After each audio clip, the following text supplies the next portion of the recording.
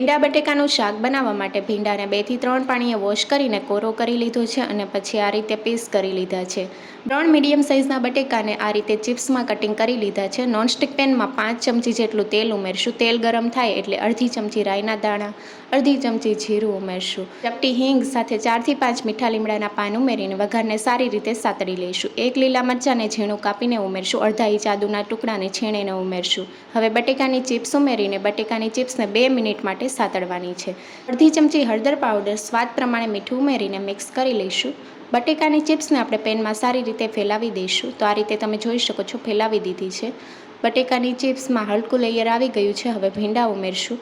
ભીંડાને પણ આ રીતે બટેકાની ચિપ્સ ઉપર પાથરી લઈશું। ઢાંકણ નથી ઢાંકવાનું, જેથી ભીંડાનો કલર ગ્રીન જળવાઈ રહે, અને 1 મિનિટ માટે થવા દઈશું। 1 મિનિટ જેવું થઈ ગયું છે। હવે ભીંડાને આપણે સારી રીતે મિક્સ કરી લઈશું બટેકા સાથે।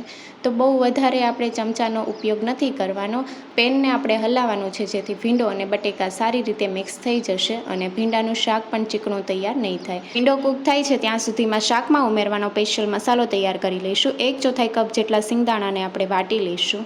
સાથે 3 મોટી ચમચી જેટલી સેવ અથવા ગાંઠિયા ઉમેરી શકો છો। બંને મિક્સ કરી લીધું છે અને આ રીતે આપણે અધકચરો પાવડર તૈયાર કરી લીધો છે। એક બાઉલમાં કાઢી લઈશું। મસાલામાં આપણે 1.5 ચમચી જેટલું ધાણા જીરું પાવડર, 1 ચમચી કાશ્મીરી લાલ મરચું પાવડર, 1 ચમચી આમચૂર પાવડર સાથે અડધી ચમચી ગરમ મસાલા પાવડર ઉમેરશું અને થોડા કોથમીરના પાન ઉમેરીને મિક્સ કરી લઈશું।